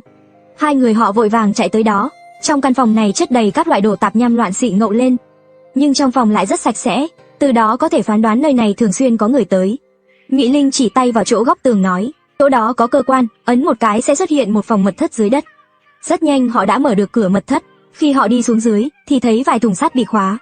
Ai ra, tiểu bảo bối của anh La của em tới rồi đây, anh tới đem các em về nhà nè. Nói xong đạo sĩ Luộm Thuộm lấy ra kiếm gỗ lôi kích chém xuống, nhưng mấy nhát kiếm không chặt đứt được. Anh nhìn kỹ lại thì cái khóa đó là làm từ huyền thiết rất chắc chắn. Sau đó anh cũng lấy kiếm thắng tà ra và sử dụng huyền chân ngộ nguyên công. Chỉ một nhát của anh, khóa làm từ huyền thiết mới bị đứt. Đạo sĩ Luộm Thuộm không chờ được liền mở thùng ra xem. Thấy trong thùng đầy ắp toàn vàng, sáng đến chói cả mắt không mở ra nổi. Lúc này rớt rãi đạo sĩ Luộm Thuộm đã chảy đầy đất rồi. Cậu vội hút vàng trong thùng vào trong túi bát bảo. Anh cũng vội mở hai thùng còn lại ra, bên trong cũng toàn là vàng. Tuy vàng không ít, nhưng anh cứ cảm thấy nếu lớn như Dạ Sát giáo, còn đông người như thế, không thể chỉ có chút vàng như này. Đống vàng này cộng vào cũng bán được 100-200 triệu. Mỹ Linh, chỉ tìm thấy chỗ này giấu tiền thôi à? Chắc sau căn nhà lớn này còn có chỗ giấu nữa. Ở đây chỉ là một chỗ nhỏ trong đó thôi. Tôi cảm nhận thấy chỗ ngoài nhà còn có báu vật nữa. Vừa nghe thấy lời này, trong lòng anh nghĩ đám bảo bối đó không lấy được rồi. Dù sao bên ngoài còn rất nhiều người Dạ Sát giáo, có thể sống mà rời khỏi đã tốt rồi. Ngô lão lục, Mỹ Linh nói bên ngoài pháp trận còn có vài trăm triệu vàng. Chúng ta đã làm là làm đến cùng, dứt khoát lấy hết đi. Tiểu tử cậu chán sống rồi à? Bây giờ có sống mà thoát được không còn không biết. Cậu còn nghĩ đi lấy tiền khác nữa. Bên ngoài có 1-2 nghìn người Dạ Sát giáo đấy. Thấy ok rồi thì thôi, tham quá còn cái nhịt đấy. Ngô lão lục, tôi thấy có thể lấy được. Chúng ta có cao thủ như Lê đại ca ở đây mà. Đến lúc đó Lê đại ca dẫn Cát San bọn họ chạy trước. Hai chúng ta dùng bùa ẩn thân đến sau núi, cuốn gói hết số tiền đó cho họ. Thần không biết quỷ không hay, không phải là một mũi tên hai con chim à? Cậu đã từng nghĩ chưa, Lê đại ca và Chỉ Lãng đều bị thương rồi. Chỉ Lãng bây giờ hôn mê bất tỉnh, chỉ dựa vào họ để phá vỡ hàng rào bao vây 1-2 ngàn người, chắc chắn rất khó khăn. Nếu hai chúng ta đều không ở đó, họ rơi vào tay đám người đó thì làm sao? Một chuyến phú quý ngập trời đó, đống tiền của tôi cứ thế mà mất rồi sao? Lão lục, lấy được đống này đã rất ổn rồi. Thêm nhiều tiền nữa cũng phải đổi mạng mới được. Nhân lúc trời chưa sáng, mau đi thôi. Khi họ trở về sân sau, Cốc đại ca bọn họ đã sắp xếp xong đỡ Lê Trạch Kiếm. Tiểu Bàn cũng cõng Chỉ Lãng sau lưng. Chuyện ở đây cũng gọi là xử xong rồi. Chúng ta mau rời đi thôi. Sau khi ra ngoài chắc chắn có một trận ác chiến đấy. Nói không chừng còn thảm khốc hơn trận chiến trong này. Mọi người đều chuẩn bị tâm lý rồi. Lê đại ca yên tâm, người khó bắt đã toàn bộ xử hết rồi. Đám người bên ngoài tuy nhiều, nhưng cơ bản đều là dân ô hợp. Xông ra ngoài không khó đâu. Không lâu sau họ đã tới cửa lớn ở sân. Bên ngoài chính là pháp trận trước kia anh đã bày. Có thể cảm nhận được, pháp trận gần như đã chịu sự tấn công mạnh mẽ, nhưng vẫn không bị phá như cũ. Họ cũng chưa lộ mặt ngay, vừa lộ mặt chắc chắn sẽ bị chúng lao lên. Mọi người đợi một chút đã, đứng đợi ở sau cái cây đi, tôi ẩn thân ra ngoài trước xem sao. Nói xong anh liền đi tới viền pháp trận. Lúc này thì thấy một cảnh kinh hoàng, ở bên kia cửa đã chuẩn bị sẵn vài cái rocket rồi. Thấy thế anh vội chạy về. Ngô lão lục, tình hình thế nào? Đám khỉ này đúng là không hề dùng chút quy tắc giang hồ nào hết. Họ còn dùng súng nữa. Ngoài cửa có mấy cây rocket chặn đấy, chỉ cần chúng ta thò đầu ra là lập tức bị bắn lỗ chỗ như cái rổ. Tôi đi trước giải quyết đống rocket bên ngoài đấy, mọi người tranh thủ lúc loạn thì ra. Đợi đã Cát San, lát nữa chúng ta ra ngoài cẩn thận. Đừng mải chiến đấu quá, bây giờ Lê đại ca và Chỉ Lãng bị thương. Cát San cậu phụ trách giải quyết mấy tên bắn tỉa và ném bom. Tôi và lão La sẽ rủ đám người đó tới khu rừng bên kia. Mọi người tranh thủ ra ngoài, chúng ta tập hợp chỗ trước kia theo dõi người. Đợi anh nói xong Cát San liền độn vào không khí. Tiếp đó anh lập tức chắp tay mở pháp trận ra. Sau đó liền nghe thấy bên ngoài một trận gào thét, tiếng đống rocket đó cũng dừng lại, mà anh cũng trực tiếp thả đống quỷ trong ấn thiên cương ra. Dù sao chúng không sợ đạn, mà đạo sĩ Luộm Thuộm cũng thả chỉ giáp cương ra. Tiểu Bàn cõng Chỉ Lãng nên anh sẽ để cậu ấy trực tiếp ẩn thân đi. Cốc đại ca cũng ẩn thân chạy lúc loạn lạc. Anh và đạo sĩ Luộm Thuộm và Cát San thì dụ chúng chạy về phía núi bên cạnh. Vừa vào trong chỗ cây cối rậm rạp, họ liền ẩn thân luôn. Cứ đánh như thế cũng không phải cách, chạy thoát mới là quan trọng. Lúc này đạo sĩ Luộm Thuộm trực tiếp bắn ra vài tia lửa. phút chốc đã đốt cháy khu rừng bên đó, đốt lan cả một khu nhà luôn. Nhân lúc loạn lạc hai người họ vội vàng dùng thần tiêu cửu lý chạy thoát. Nửa tiếng sau, họ mới chạy tới chỗ đã hẹn trước đó. Nhưng lúc này lại xảy ra bất ngờ, mắt Lê đại ca đầy tia máu, cổ cũng nổi đầy gân xanh. Lê đại ca làm sao thế? Tôi cũng không biết là làm sao, vừa nãy vẫn còn ổn, chỉ là anh ấy dùng thần kiếm truy hồn xong thì ngã xuống. Lúc đó tôi lấy mấy viên đan dược của nhà thuốc Tiết ra cho Lê đại ca uống, nhưng hình như không có tác dụng mấy, xem ra chỉ có dùng đan dược làm từ Quỷ Hoa Nghĩa Địa rồi. Tuy dược này rất quý trọng, nhưng mạng Lê Trạch Kiếm bắt buộc phải cứu. Không đợi anh nhét đan dược làm từ Quỷ Hoa Nghĩa Địa vào miệng anh ấy, Cát San đột nhiên chạy tới nói, anh Ngô, thuốc này không được cho anh ấy không bị thương, mà là trúng ngải rồi. Trúng ngải rồi, chuyện từ lúc nào vậy? Cát San kiểm tra kỹ lại một lần tình hình Lê Trạch Kiếm, còn dùng dao nhỏ rạch ngón tay anh ấy, phút chốc máu đen xì chảy ra ngoài. Chốc lát sau, Cát San đột nhiên lấy một con côn trùng giống châu chấu để lên tay Lê đại ca. Con châu chấu đó rất nhanh đã hút máu độc trên người Lê đại ca. Sau khi thả mấy con châu chấu lên, Cát San dường như vẫn có chút nghiêm trọng nói, anh Ngô, chắc là con dao ngắn của Hàn Kim Long đã bị dùng ngải từ trước rồi. Loại ngải này rất đặc biệt, vừa bắt đầu thì không nhìn ra cái gì, nhưng khi Lê đại ca dùng linh lực, độc của ngải đó sẽ lan trong cơ thể trong giây lát. Máu độc tấn công tim rồi sẽ chết, nên đan dược Quỷ Hoa Nghĩa Địa tuyệt đối không thể cho anh ấy. Một khi đã ăn vào sẽ có hiệu quả trái ngược. Tôi bây giờ dùng châu chấu hút một phần độc tốc ra rồi, người sẽ không chết được, nhưng tôi tạm thời cũng không giải được ngải đó. Khi họ đang nói chuyện, đám binh Dạ Sát giáo đuổi theo cũng chạy tới. Sau đó mấy người họ vội vàng chạy tiếp, nhưng khi họ chưa chạy được bao xa, đột nhiên có một ông lão đứng trước mặt anh, làm anh giật mình dịch chuyển sang rừng cây bên cạnh. Mà điều bất ngờ là đám người Dạ Sát giáo kia lại đánh nhau với họ. May là anh dịch chuyển nhanh, sau đó anh vội dùng cờ ngũ hành bày một pháp trận xương đơn giản. Kẻ thù vào bên trong nếu không động pháp trận thì một tiếng sau cũng không ra được. Làm xong anh mới vội nói, tôi vừa nãy nhìn thấy người của nhện đen, còn có một ông già nữa, cảm giác rất lợi hại. May là đám người Dạ Sát giáo đó xông lên chắn cho tôi một chút. Có khả năng là tới tìm chúng ta đấy. Ban đầu Sử Nguyễn Quang Hải giết nhiều tên Tây Dầu có như thế. Người Mỹ đã ép nhện đen giao hung thủ giết người ra. Họ có lẽ là đã tra ra chúng ta rồi. Thế chẳng phải là tèo rồi sao? Đằng sau có người Dạ Sát giáo đuổi giết, bên ngoài còn có người của nhện đen đợi chúng ta đi nộp mạng. Bây giờ phải làm sao đây? Chúng ta đều lấy bùa ẩn thân ra dùng đi, chỉ cần thoát được tất cả đều dễ nói chuyện. Chúng ta đừng để ý đến cuộc chiến của họ, cứ đi ở bên cạnh thoát ra thôi. Nói xong họ đều ẩn thân bắt đầu vòng qua ven rừng cây đi. Khi họ đi khoảng gần 10 phút, cũng coi như chạy khỏi phạm vị của họ rồi. Nhưng vừa quay đầu lại xem, thì thấy ông lão râu trắng kia đang ở trên không trung. Dưới đất toàn tiếng kêu thảm thiết, tưởng như ông lão kia vừa ra tay đã diệt một nửa giáo đồ Dạ Sát giáo rồi. Ông lão này lợi hại quá, chắc chắn là đứng đầu nhện đen, nếu họ bị ông ấy phát hiện chắc là không chạy nổi. Nhưng lúc này chuyện càng nguy hiểm hơn lại xuất hiện. Bạn có thể trong 30 phút chạy 50 cây số không? Mà đây đều là vì muốn sống. Vì đoàn báo thủ bọn họ vừa thoát khỏi địa bàn Dạ Sát giáo đã gặp ngay nhện đen của Việt Nam tới bắt họ. May anh nhanh trí trốn ngay, tôi mượn trận sương mờ thoát ra từ bên cạnh, mấy người họ một lèo liên tục chạy 50 cây số. Trời đã sáng rồi, Tiểu Kiệt, tôi đói bụng quá, có thể dừng lại ăn chút gì trước không? Anh nhìn môi trường xung quanh, coi là đã thoát khỏi nguy hiểm mới để mọi người nghỉ một lúc. Dù sao đã đánh nhau một đêm rồi, thể lực cũng tiêu hao nhiều. Sau đó anh liền lấy từ trong gương long hổ ra chân giò hút chân không cho mọi người bổ sung năng lượng. Tiểu Kiệt, ông lão đó mạnh như thế chắc không đuổi đến đâu nhỉ? Nếu ông ấy đuổi chúng ta chắc chắn không chạy được. Lão Lục, mau liên hệ lão Hoàng đi, phái người đón chúng ta đi. Lão Hoàng, mau phái xe tới đón bọn tôi đi. Tôi nói này mấy vị, các cậu vẫn còn sống à? Thực ra tôi đã muốn nói với các cậu từ lâu, người của nhện đen đã dẫn một lô người tìm đến ổ của Dạ Sát giáo rồi. Nhưng cứ không liên lạc được các cậu, sao các cậu chạy thoát được vậy? Không gặp người của nhện đen chứ? Lão Hoàng, anh đừng để ý bọn tôi làm sao sống được nữa. Bây giờ việc cần làm của anh là mau cử người tới đón bọn tôi rời khỏi đây. Tìm chỗ nào an toàn để ở. Được, các cậu đang ở đâu? Sau đó đạo sĩ Luộng Thuộng nói đơn giản môi trường xung quanh đây. Lão Hoàng lập tức biết ngay, bảo bọn anh đợi một lúc. Sau đó mấy người họ bước vào một căn nhà gỗ cũ nát đời. Bây giờ Trì Lãng và Lê Trạch Kiếm đều hôn mê bất tỉnh. Tình trạng của Trì Lãng còn dễ nói, chỉ là mất máu quá nhiều. Bây giờ đã uống thuốc và băng bó ổn định rồi. Ngải của Lê đại ca mới là phiền phức này. Trước kia tôi gặp tình trạng trúng ngải, đều sẽ lấy ấn thiên cương ra nuốt âm tà khí trên người đối phương. Nhưng lần này tôi dùng ấn thiên cương không tác dụng. Anh Ngô, bình thường ngải chia làm ngải dược, ngải linh và ngải trùng. Nếu là ngải linh và ngải trùng thì ấn thiên cương đều khắc chế được. Duy chỉ có ngải dược thì ấn thiên cương cũng hết cách. Vì ngải dược nói chính xác ra là độc, một khi đã phát tán trong cơ thể thì sẽ tổn hại đến lục phủ ngũ tạng, xâm nhập vào mạch máu. Lúc trước tôi chỉ là rút một phần độc tố trong người anh ấy ra, nhưng không hoàn toàn rút hết. Nếu không phải là dược của nhà thuốc Tiết ra đỡ cho, nói không chừng Lê đại ca đã ngỏm rồi. Bây giờ cách duy nhất là nhanh chóng đưa Lê đại ca tới nhà thuốc Tiết ra. Hai vị lão già của Tiết gia chắc chắn có cách. Khi họ thảo luận được một lúc, lão hoàng đã lái một chiếc xe ô tô tới. Sau đó ngồi xe hơn 1 tiếng mới tới một thôn rách nát. Rồi họ cũng chả có tinh thần, mọi người ở tạm nghỉ ngơi một lúc, nhưng sau khi anh tỉnh lại, lão hoàng lại mang tới một tin tức xấu. Ngô thiếu gia, xảy ra chuyện rồi, người của Nhện Đen bây giờ đang khắp nơi tìm tung tích các cậu. Họ hình như biết các cậu là ai rồi, bây giờ bên ngoài rất căng, các cậu có lẽ nhất thời không thể rời khỏi Việt Nam được đâu.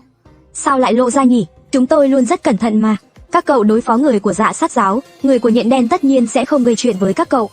Vì Nhện Đen và Dạ Sát giáo cũng là kẻ thù, việc các cậu không nên làm chính là giết mấy tên Tây kia. Bây giờ bên Mỹ gây áp lực bên Việt Nam, nhất định phải tìm ra hung thủ. Một từ đường của bọn tôi ở Việt Nam cũng bị người của Nhện Đen lôi ra rồi. Đã bắt mấy người liền, có lẽ là thẩm vấn và bị bức cung xong đã khai ra các cậu. Vậy bọn tôi lúc nào có thể đi khỏi Việt Nam? Cái này tôi cũng không rõ. Nhện Đen đã phong tỏa tất cả đường lui rồi, các cậu chắc không thể đi theo đường chính ngạch được. Cho dù là xuyên qua khu rừng về Bách Sắc tỉnh Quảng Tây có lẽ cũng không được. Người của Nhện Đen chắc chắn đã ở trong rừng già cài cắm không ít cao thủ rồi. Mấy người bên anh không sao chứ? Cô thiếu gia, không cần lo cho người bên tôi. Vạn La Tông chỉ là cung cấp sự thuận tiện thôi. Bọn tôi không trực tiếp tham gia chuyện của các cậu, nên Nhện Đen cũng sẽ không quá làm khó họ. Qua mấy ngày chắc sẽ thả ra. Cát San, tình hình Lê đại ca có thể trụ được bao lâu? 10 ngày nửa tháng chắc vẫn có thể trụ được, nhưng chúng ta vẫn phải cố nghĩ cách về nước nhanh nhất mới được. Càng kéo dài lâu, chắc chắn sẽ bất lợi với vết thương của Lê đại ca. Nghe xong đạo sĩ Luộm Thuộm cũng vội hỏi, anh Hoàng, anh có thể tìm một thầy ngải hiểu ngải dược tới đây không? Càng giỏi càng tốt, bọn tôi trả tiền, cái này có chút nguy hiểm, chỉ sợ thầy ngải mời tới, sẽ tiết lộ tin tức của các cậu ra ngoài. Thế thì phiền lắm, anh giúp bọn tôi nghe ngóng trước, cùng lắm đến lúc đó bọn tôi mang Lê đại ca đi tìm ông ấy. Không để ông ta biết chỗ bọn tôi ở. Được, tôi giúp các cậu tìm xem. Đúng rồi anh Hoàng, anh biết một ông lão râu trắng của Nhện Đen không? Ông lão đó hình như rất lợi hại, một chốc đã diệt hơn 1000 tên lâu la của Dạ Sát giáo rồi. Các cậu gặp ông ta rồi à? Ông ta rốt cuộc là ai? Nghe nói trong Nhện Đen có một cao thủ rất lợi hại tên Dương Đại Tiếu. Trong Nhện Đen cũng là cao thủ có thể xếp top 3. Thực lực có lẽ là trên Hàn Kim Long. Tôi thật sự không ngờ Dương Đại Tiếu lại đích thân tham gia chuyện này. Xem ra họ đi Dạ Sát giáo không phải đi đối phó Hàn Kim Long rồi. Có khả năng là đã biết tin tức gì rồi, biết các cậu đã đến ổ của Dạ Sát giáo, nên đặc biệt tới bắt các cậu. Được rồi lão Hoàng, anh giúp bọn tôi tìm cao thủ hiểu ngải dược trước đã. Giải ngải trên người Lê đại ca trước đã, còn về làm sao về Hoa Hạ, chúng ta từ từ thảo luận. Đợi lão Hoàng đi xong, mấy người họ lại bàn luận tiếp. Nếu không được nữa, chúng ta tìm cứu viện đi, tìm cao thủ tới tiếp ứng chúng ta, mới có thể không thất bại. Đám người chúng ta chỉ có Cát San quen nhiều đại lão, Lê Trạch Kiếm chính là cậu ấy gọi tới. Cậu ấy máu mặt, về cơ bản người gọi tới đều sẽ tới. Nếu không thì mời HK đi, lượng thiên chỉ của anh ấy không ai đỡ được, tên Dương Thiên Tiếu kia chắc chắn không phải đối thủ của HK. Ý này hay, hồi trước lúc ở Bảo Đảo đã từng thấy sự lợi hại của HK. Cát San, chuyện này giao cho cậu đấy. Cát San đồng ý một tiếng rồi quay người đi liên hệ. Sau nửa giờ, Cát San mới quay lại, sắc mặt có chút không tốt lắm. Cậu lắc đầu với bọn họ nói, HK nói anh ấy bận, không tới được. Sau đó tôi lại liên lạc anh Nhạc Cường và anh Bạch Triển và Lượng ca. Nhưng họ cũng nói không có thời gian tới. Vừa nói xong tất cả bọn họ đều ngây người, thế mà lại không ai giúp đỡ. Vậy họ lại đơn độc không cứu viện rồi sao? Cái này có gì sai? Trước kia mấy vị đại lão không như thế mà. Vừa nãy anh Bạch Triển như không lộ ra chút tin tức cho tôi. Bọn họ đều không tới, có khả năng là Vũ ca đã nói trước với họ rồi, không cho bọn họ tới đây. Lúc này ánh mắt tất cả bọn họ đều nhìn đạo sĩ Luộm Thuộm. Phút chốc liền hiểu là có chuyện gì. Trưởng giáo phái Mao Sơn Cát Vũ lúc đầu đưa chuông cho đạo sĩ Luộm Thuộm. Mặt ngoài là đưa chuông làm giải thưởng, thực ra là tìm cơ hội để luyện tập đạo sĩ Luộm Thuộm. Lần này không cho cứu viện tới giúp họ chính là để bọn họ tự giải quyết chuyện này. Nếu gặp một chút khó khăn liền gọi phụ huynh giúp giải quyết. Vậy bọn họ sẽ vĩnh viễn là đứa trẻ không bao giờ lớn. Nếu đã như vậy chúng ta đừng hy vọng cứu viện gì cả. Chuyện rời khỏi đây chúng ta nghĩ cách khác, giờ tìm người chữa trị cho Lê đại ca rồi tính. Để duy trì tình trạng của Lê Trạch Kiếm, Cát San mấy hôm nay đều dùng châu chấu hút độc tố trên người anh ấy ra. Nhưng sau 2 ngày, lão Hoàng nói với họ một tin tức tốt. Nói là anh ấy đã giúp họ tìm thấy một thầy ngải. Hơn nữa là thầy ngải chuyện tu luyện ngải dược của Việt Nam. Thủ pháp rất giỏi, thầy ngải kia còn là người Hoa tên Hứa Giải Ấn. Hiện tại đã liên hệ được ông ấy rồi, có thể qua đó bất cứ lúc nào hoặc mời Hứa Giải Ấn tới cũng được. Vì để an toàn, họ định mang Lê Trạch Kiếm đi một chuyến.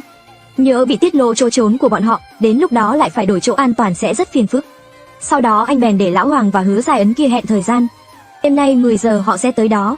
Rất nhanh trời đã tối. Sau khi tất cả đã sắp xếp xong, anh và đạo sĩ Luộm Thuộm cùng Cát San, 3 người dẫn Lê Trạch Kiếm đi tìm Hứa Giải Ấn. Rất nhanh lão Hoàng đã dẫn họ tới một căn nhà nhỏ trong rừng. Còn chưa vào trong anh đã cảm thấy căn nhà này âm u đầy âm khí. Trước khi vào họ còn hóa trang trên mặt một chút, không để người khác dễ nhận ra. Nhưng sau khi họ vào trong nhà, nhìn thấy Hứa Giải Ấn thì rất ngạc nhiên. Vật của Hoa Hạ, dù xa cũng sẽ trở về, thủ của dị tộc, lâu rồi cũng sẽ báo. Sau khi đội của chúng tôi vất vả đoạt lại Đông Hoàng Trung từ tay Hàn Kim Long, phát hiện kiếm thần Lê Trạch kiếm chúng phải bùa độc của Hàn Kim Long, và người của Hắc Nhện cũng truy nã chúng tôi khắp nơi. May thay, lão Hoàng đã tìm được một người Hoa biết giải bùa độc tên là Hứa Dạ Ấn. Ngay khi chúng tôi gặp Hứa Dạ Ấn, cảm thấy người này có vẻ hơi kiêu ngạo. Chào thầy Hứa, nghe danh đã lâu, chúng tôi đến đây để nhờ thầy giải bùa. Lúc này, Hứa Dạ Ấn chậm rãi nhìn chúng tôi một lượt, rồi nhanh chóng nhìn về phía tôi nói: người cần giải bùa là vị này phải không? Khí âm trên người anh ta rất nặng. Thầy Hứa, không phải tôi, mà là anh trai tôi. Hình như anh ấy đã trúng một bùa độc, hy vọng thầy có thể giúp đỡ. Hiện giờ ma linh đang bám vào người anh Lê. Tôi ra hiệu cho ma linh, cô ta liền điều khiển Lê Trạch kiếm đi về phía thầy Hứa. Sau đó, nhanh chóng rời khỏi cơ thể Lê Trạch kiếm. Lê Trạch kiếm ngã xuống đất. Lúc này, Hứa Dạ Ấn sờ lên người Lê Trạch kiếm, sau khi nhìn sắc mặt anh ta, mới chậm rãi nói: người này trúng phải một loại bùa độc rất lợi hại. Loại bùa độc này được chiết xuất từ chất độc của một loài sâu bọ sắt rất hiếm. Chất độc của loài sâu bọ sắt này có thể độc chết 16 con bò.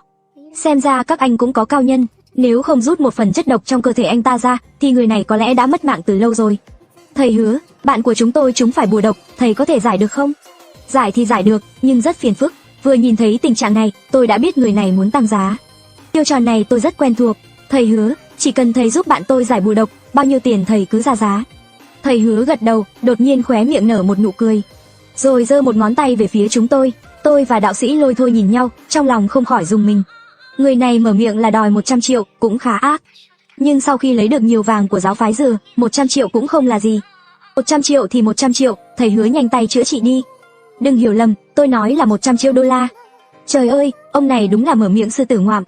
100 triệu đô la là 7-8 triệu mã nội, thật lòng còn đen hơn tôi.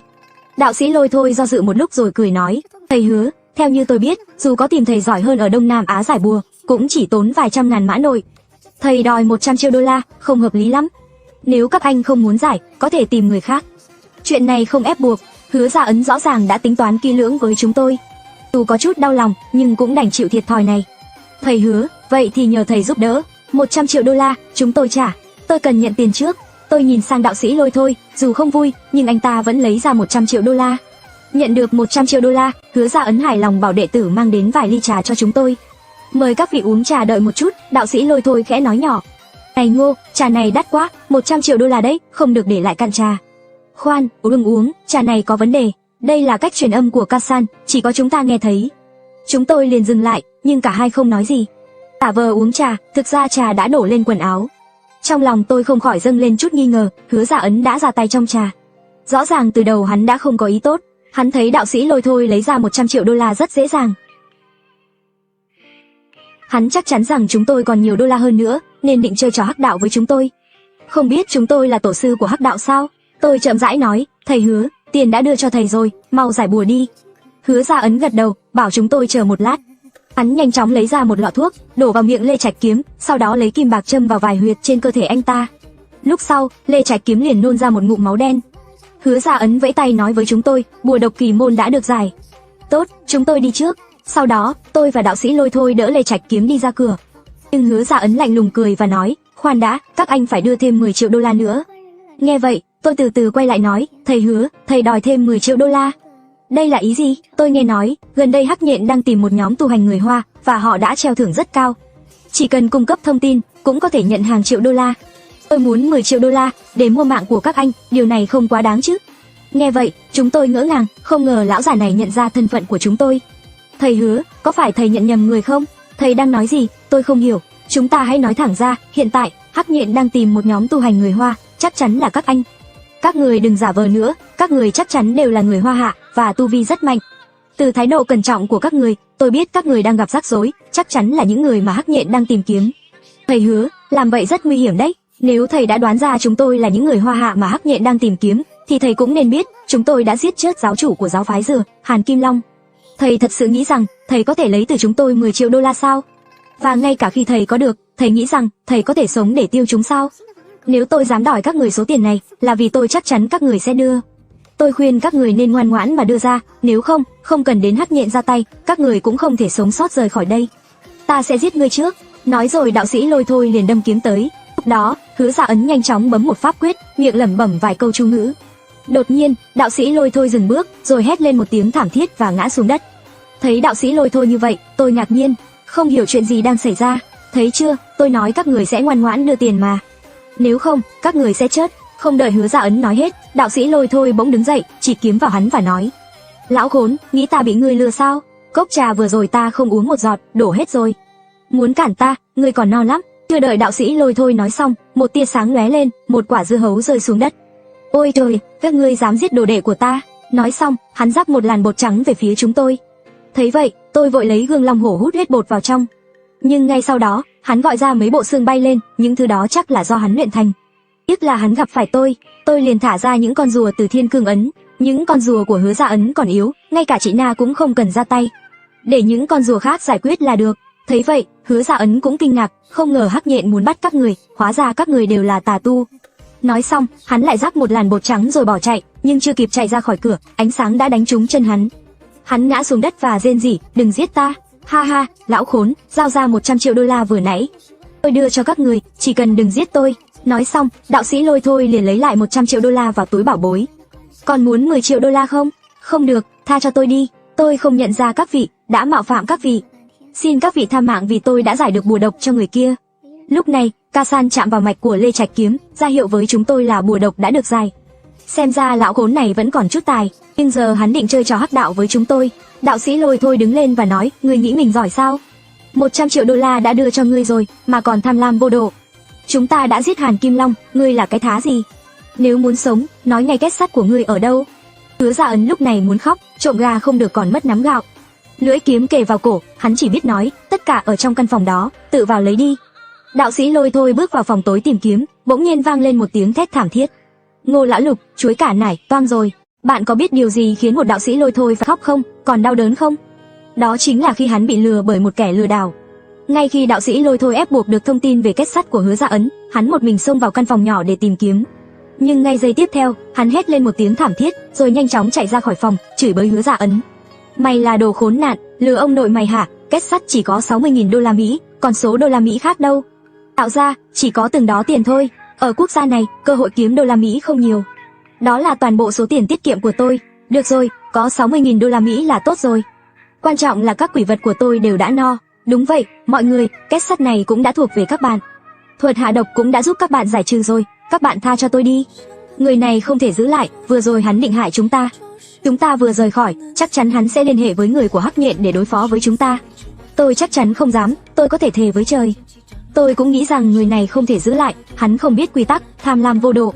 Sau khi chúng ta đi, hắn chắc chắn sẽ liên hệ với người của Hắc Nhện, lúc đó chúng ta sẽ gặp nguy hiểm. Nghĩ đến đây, tôi liền thả quả cầu máu, chẳng mấy chốc, hắn cũng không có tu vi cao, chỉ biết chút thuật hạ độc, giãy giụa vài cái liền bị hút khô và ngã gục. Sau đó chúng tôi không dám chậm trễ, vội vàng rời khỏi nơi này. Trước khi đi, đạo sĩ Lôi Thôi còn châm lửa, đốt cháy ngôi nhà của Hứa Dạ Ấn. Cảnh tượng này khiến lão hoàng ngoài cửa kinh hãi, ấy vị gia, các người thật sự gây họa khắp nơi. Đi đến đâu là hại đến đó, sao tôi cảm thấy các người không phải người tốt vậy? Đi thôi, lão hoàng, không phải chúng tôi không giống người tốt, là kẻ xấu bắt nạt chúng tôi phải phản kháng lại, ông nói có đúng không? Sau đó, chúng tôi lại quay về ngôi làng nhỏ đó. Hiện tại thuật hạ độc trên người Lý Trạch Kiếm đã được giải, nhưng thuật hạ độc mà Hàn Kim Long dùng vẫn gây tổn hại lớn đến cơ thể hắn. Bây giờ hắn trông rất yếu, chắc chắn phải dưỡng sức một thời gian mới hồi phục được.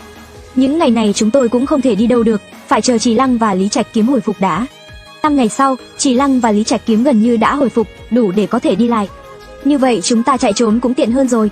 Nhưng lão hoàng đã nghe ngóng được về Hắc Nhện. Mấy vị gia, Hắc Nhện thời gian này luôn tìm kiếm các vị. Nhưng đã một tuần trôi qua, họ dường như không tìm thấy các vị, có vẻ đã lơi lòng. Nhưng từ rừng núi trở về Trung Hoa vẫn khó khăn, vẫn có nhiều người canh gác khu rừng. Có lẽ phải đi đường thủy rồi. Không vấn đề gì, lão hoàng, chỉ cần có thể về Trung Hoa, đi đường thủy cũng được. Nhưng tôi đã liên hệ với vài người dẫn đường bằng thuyền, họ đòi giá rất cao. Một người mất 10.000 đô la Mỹ. Lão hoàng, 10.000 thì 10.000, chỉ cần có thể nhanh chóng trở về. Ông tìm người dẫn đường đáng tin cậy, đừng để họ lừa chúng ta. Sau đó 2-3 ngày, mấy vị gia, tôi tìm được người dẫn đường tên là Vương Chí, hắn có thể đưa các vị đến một nơi gọi là thôn Sơn Tâm ở tỉnh Quế. Không vấn đề gì, lão hoàng, nếu người này làm việc cẩn thận, chúng ta sẽ thưởng thêm 20.000. Đó sẽ là 90.000 đô la Mỹ. Không chỉ ở An Nam Quốc, mà ở bất kỳ nơi nào, đó cũng là một số tiền lớn. Dù sao số tiền này chúng ta cướp được, tiêu xài một chút cũng không đau lòng. Sau khi xong chuyện này, chúng ta hẹn 3 ngày sau sẽ đi. Trong khi đó, Lão Hoàng vẫn nghe ngóng về Hắc Nhện. Theo thời gian trôi qua, Hắc Nhện đã mất dần niềm tin tìm kiếm chúng ta, có lẽ nghĩ rằng chúng ta đã rời khỏi An Nam Quốc. Như vậy lại qua 3 ngày nữa, nửa đêm Lão Hoàng lái xe đưa chúng tôi đến một nơi gọi là Quảng Hà ở An Nam. Chúng tôi ở đó đến hơn 10 giờ tối, rồi đến một làng chài nhỏ rất tồi tàn. Lúc đó mới gặp được Vương Chí, nhưng hắn lại đòi tăng giá. Muốn thêm 10.000 đô la Mỹ, người nào cũng có lòng tham không đáng sợ là lòng tham vô đáy. Như Hứa Dạ Ấn, tham lam quá nhiều, dễ mất mạng nhỏ của mình. Nếu Vương Chí thật sự có thể đưa chúng tôi an toàn đến tỉnh Quế, chúng tôi chắc chắn sẽ trả đầy đủ tiền cho hắn. Sau khi chấp nhận giá này, Vương Chí dẫn chúng tôi đến một bến tàu tạm bợ.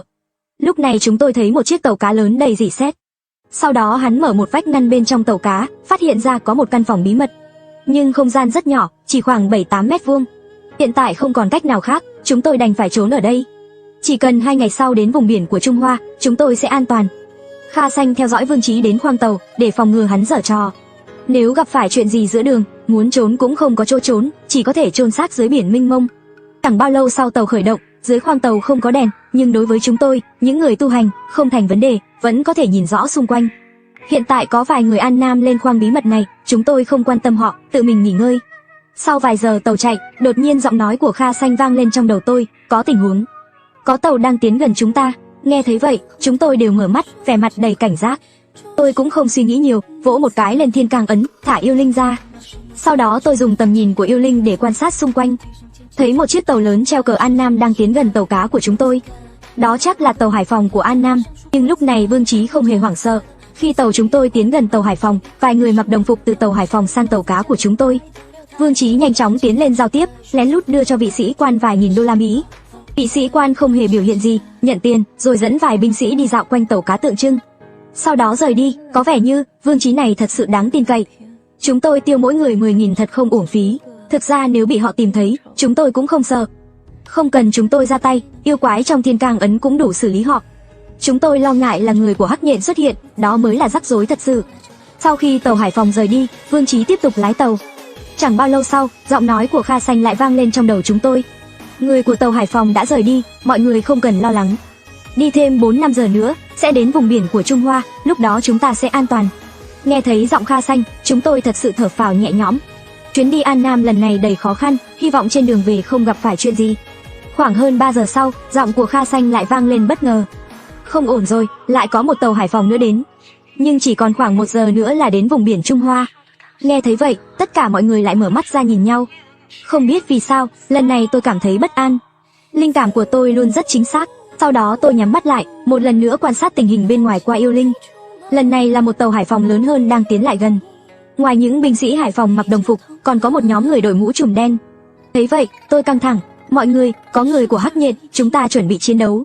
Thật xui xẻo, Lý Đại ca và Chỉ Lăng còn chưa lành thương, làm sao đánh đây? Đừng hoảng, xem Vương Chí có thể dàn xếp được không? Nếu dùng tiền giải quyết được thì tốt. Nói rồi tôi lại nhắm mắt, quan sát tình hình bên ngoài qua yêu linh. Chẳng bao lâu, tàu Hải Phòng đã tiến gần tàu cá, một nhóm người nhanh chóng lên tàu chúng tôi. Người dẫn đầu vẫn là một sĩ quan. Lúc này Vương Chí vội vàng giống như một kẻ nịnh nọt, dường như đưa ít nhất 10.000 đô la Mỹ cho viên sĩ quan. Nhưng sau khi nhận tiền, viên sĩ quan vẫn ra lệnh cho binh sĩ lục soát tàu. Lần này người của tàu Hải Phòng không hề có đạo đức, nhận tiền mà vẫn lục soát. Tôi lập tức căng thẳng, vội mở mắt ra nói với mọi người về tình hình bên ngoài. Mọi người nhanh chóng kích hoạt bùa ẩn thân để tạm thời ẩn nấp, lát nữa đám người đi qua là ổn thôi. Mọi người mau sử dụng bùa ẩn thân, đừng để người của Hắc Nhện phát hiện. Sư huynh Chỉ Văn, hai người đi cùng chúng ta vượt biên thì sao? Lời của Trì Lãng nhắc nhở chúng ta dù đã ẩn thân, nhưng đám người đó đều đã nhìn thấy chúng ta, sẽ bị người trên tàu phòng vệ biển lục soát. Họ rất có khả năng sẽ tố cáo chúng ta, thật sự có chút rắc rối. Lúc này, đạo sĩ Lôi Thôi bước tới gần người An Nam, âm trầm nói, các người tuyệt đối đừng nói lung tung. Nếu không chúng tôi sẽ xử lý các người bất cứ lúc nào, hiểu chưa? Nói xong, chúng tôi lập tức ẩn thân. Lúc này hai người kia đều ngây người ra, nhưng rất nhanh từ phía trên mật thất vang lên tiếng bước chân dồn dập. Có người nhanh chóng mở nắp phía trên, vài khẩu súng đen xì chĩa xuống. Phía trên có người đang la hét điều gì đó, giọng nói vô cùng nghiêm khắc, hoàn toàn không hiểu nhưng cũng có thể cảm nhận được. Chắc là yêu cầu những người vượt biên nhanh chóng ra ngoài. Dưới sự đe dọa của nòng súng, hai người kia cũng đi ra ngoài. Họ không thấy tôi, nhưng tôi đi lên xem thử. Lúc này Ca San cũng ẩn thân bên cạnh tôi nói, Ngô ca, tôi vừa đi xem chiếc tàu phòng vệ biển kia, không thấy Dương Thiên Tiếu. Có cần giết hết bọn họ không? Đừng hành động hấp tấp, xem tình hình thế nào đã. Lúc này tôi thấy hai người An Nam nói gì đó với Hắc Nhện, ngay lập tức hai người Hắc Nhện cảnh giác. Họ hô to về phía tàu phòng vệ biển, Ngay lập tức một nhóm người lên tàu chúng tôi, trong tay còn cầm một chiếc đèn lồng đỏ. Không ổn rồi Ngô ca, hai người đó đã khai ra chúng ta. Và chiếc đèn lồng họ cầm có thể nhìn thấy chúng ta, dù chúng ta đang ẩn thân cũng bị phát hiện. Thật không ngờ, hắc nhện còn có chiêu này, giờ chúng ta ẩn thân cũng vô ích. Thấy vậy tôi liền bảo đạo sĩ Lôi thôi, Ngô Lục có đánh không? Đến nước này rồi, không đánh không được. Và ca xin nói Dương Tiếu Thiên không có trên tàu đó. Giờ chỉ còn 1 tiếng nữa là đến hải vực của Hoa Hạ. Ca San, cậu xử lý những tên cầm súng, còn lại để chúng tôi. Chỉ một lát sau, theo ánh đao lóe lên, 3 cái đầu từ từ rơi xuống. Thấy vậy, binh lính trên thuyền đối diện bắn xối xả qua, làm chiếc thuyền đánh cá của chúng tôi thủng lỗ chỗ. May mà Viên không dùng Phật châu tạo ra màn chắn Phật pháp trước, mới chặn được những viên đạn đó. Sau đó chỉ nghe vài tiếng kêu thảm thiết và tiếng rút kiếm, ngay lập tức người của hắc nhện ném đèn lồng đỏ về phía Ca San, nhưng Ca San nhanh chóng biến mất vào hư không. Rồi cứ thế từng đợt tiêu hao, những tên cầm súng đều bị giết hết. Lúc này chỉ còn lại người của hắc nhện, chúng tôi cũng không giấu nữa. Tiểu Béo trực tiếp vung búa lên, đánh bay 2 người hắc nhện. Đạo sĩ Lôi thôi cũng phun lửa ngăn những người hắc nhện định xông tới. Lúc này thanh kiếm thần truy hồn của Lê Trạch Kiếm cũng xuất hiện. Dù thương thế của Lê Trạch Kiếm chưa hồi phục một nửa, nhưng sức mạnh của thanh kiếm thần vẫn vô cùng lớn. Những người hắc nhện bình thường liên tiếp ngã xuống, dao của Cốc Hạo Nhiên cũng rất lợi hại, nhiều người hắc nhện ngã xuống. Thấy chúng tôi dần chiếm thế thượng phong, lúc này Chỉ Lãng hét lớn, Ngô ca, không ổn rồi, nhìn chiếc thuyền kia kìa.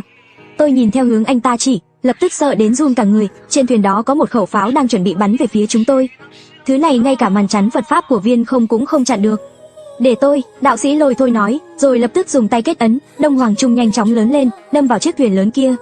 Bất ngờ là Đông Hoàng Trung làm chiếc thuyền lớn nghiêng đi, không thể bắn pháo ra. Thấy vậy đạo sĩ Lôi thôi hét lớn, Vương Chí, muốn sống thì nhanh lái thuyền đi, đến hải vực Hoa Hạ anh mới có thể sống. Bây giờ còn hơn 1 tiếng nữa mới đến hải vực Hoa Hạ, chiếc thuyền kia bị chúng tôi đánh đi chắc chắn sẽ gọi cứu viện. Nếu Dương Thiên Tiếu đến thì không thoát được đâu, xung quanh toàn là biển, chúng ta cũng không có cách nào khác để trốn. Làm sao bây giờ, Vương Chí, còn bao lâu nữa mới đến hải vực Hoa Hạ? Tôi vừa kiểm tra thân tàu, bị đợt đạn vừa rồi bắn có vẻ bị ảnh hưởng. Dù tăng hết công suất cũng cần 2 tiếng.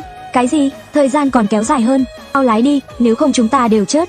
Chúng tôi lúc này cũng không còn kế sách nào khác, chỉ có thể trông cậy chiếc tàu phòng vệ không tìm thấy chúng ta. Nhưng chưa đầy nửa tiếng, bỗng nghe tiếng động cơ phía sau. Quay đầu lại nhìn, thấy 5 chiếc thuyền lớn đang nhanh chóng tiến tới gần chúng tôi, và một khẩu pháo đã sẵn sàng bắn. Chưa kịp nói gì với các anh em, một quả đạn pháo đã bay tới. Tôi chỉ kịp hét lên, mọi người, nhảy thuyền nhanh. Vừa nhảy xuống biển, chiếc thuyền đánh cá đã nổ tung. Chao ôi, người của hắc nhện để giết chúng tôi, không ngần ngại bắn cả người An Nam trên tàu. Chúng tôi không dám nổi lên mặt nước, liên tiếp vài quả đạn pháo nổ trên mặt nước, làm nước bắn tung tóe. Nhưng nguy hiểm mới chỉ bắt đầu, sau đạn pháo, người của hắc nhện cũng nhảy xuống nước. Thế vậy tôi thả Tử Ba ra, Tử Ba dưới nước là vô địch. Rất nhanh Tử Ba bắt đầu giết người loạn xạ, người của hắc nhện không thấy được Tử Ba. Tôi cũng nhân cơ hội phóng ra một luồng kiếm băng làm đông cứng mặt nước, rồi chúng tôi nhảy lên mặt băng. Nhưng rất nhanh, loạt đạn lại bắn tới, nhưng Ca San và thanh kiếm thần của Lê Trạch Kiếm đã lên thuyền lớn, liên tục tiêu diệt người hắc nhện cầm súng. Nếu anh Lê không bị thương, giải quyết mấy tên lẻ này chỉ mất 2 phút. Nhưng ngay lúc đó, đạo sĩ Lôi thôi bất ngờ bị đánh bay từ phía bên kia. Thấy vậy, tôi lập tức nhìn sang, thấy Dương Thiên Tiếu đứng đó với một thanh kiếm nhìn chúng tôi. Bên cạnh còn có 4 cao thủ của hắc nhện, Ngô Lục, là giả đó mạnh thật, tôi suýt nữa mất mạng rồi. Người tu hành từ Hoa Hạ, ta không cần biết các ngươi là ai, nhưng dám làm loạn trên lãnh thổ An Nam, đều phải để lại mạng sống. Giữa các nước đều có quy định, nếu có người tu hành vượt biên, đều phải giết không tha. Nhìn thấy Dương Thiên Tiếu và những cao thủ bên cạnh hắn, ngay cả Lê Trạch Kiếm cũng không thể bình tĩnh. Nếu ở thời kỳ đỉnh cao có lẽ có thể chiến đấu, nhưng hiện tại hoàn toàn không phải đối thủ của hắn. Dương tiên sinh, có thể nghe tôi nói vài lời chân thành không? Trước khi chết, có gì muốn nói thì nói đi. Dương tiên sinh, tôi nghĩ chắc giữa chúng ta có hiểu lầm. Chúng tôi đến An Nam là để giúp các ông tiêu diệt giáo phái tà ác giáo Isa, Hàn Kim Long là do chúng tôi giết. Nghe nói giáo Isa hoành hành ở An Nam, gây hại cho dân chúng. Ngay cả các ông hắc nhện cũng rất đau đầu, các ông cũng muốn tiêu diệt hắn mà. Bây giờ hắn đã bị chúng tôi giết, chúng tôi giúp An Nam trừ khử một mối nguy lớn. Các ông phải thưởng cho chúng tôi mới đúng. Hàn Kim Long đáng chết, chết cũng không hết tội. Các người giết hắn, tự nhiên không có gì, nhưng khi các người đối phó với tay chân của hắn, Nguyễn Quang Hải, giả mạo người của chúng tôi, giết một số người phương Tây. Những người đó không phải là người bình thường, chúng tôi không thể đắc tội được. Bây giờ quốc gia của họ yêu cầu chúng tôi giao ra hung thủ. Các người đành chịu số phận thôi. Dương tiên sinh, đây đều là hiểu lầm, chúng tôi không giết người phương Tây nào, chỉ xử lý Hàn Kim Long. Không có chứng cứ gì nói chúng tôi giết người. Đừng nói nhiều, dù có phải các người hay không, ta cũng phải mang đầu các người về báo cáo. Các người ngụy biện cũng vô ích. Dương tiên sinh, báo cáo dễ thôi, chúng tôi đi bắt một số người của giáo Isa, nói rằng họ giết người phương Tây. Như vậy vừa trừ hại cho dân, chúng ta lại kết bạn. Ông thấy sao, ngươi đúng là khéo mồm, làm ta cũng suýt bị lừa. Ngươi tưởng mấy người đó dễ lừa sao? Bắt vài người qua đó là được. Chỉ có các người mới có khả năng này, mới có thể mang đi báo cáo. Dương tiên sinh, ông thật không thể giết tôi là người của phái Mao Sơn, môn phái hàng đầu của Hoa Hạ. Ông giết tôi, không sợ môn phái tôi trả thù sao? Còn đây là Lê Trạch Kiếm, người đã từng tiêu diệt Hắc Thủy Thánh Linh. Ngươi đã nghe danh Tiểu Lương Kiếm chưa? Nếu ngươi giết hắn, Hắc Nhện sẽ bị tiêu diệt. Chúng ta không bằng hóa giải mọi chuyện, giải quyết trong hòa bình, đúng không? Nhưng lúc đó, một người của Hắc Nhện thì thầm vào tai ông ta, lập tức ông ta hét lớn: không quan tâm nhiều nữa, giết bọn chúng, có gì thì ta gánh tất.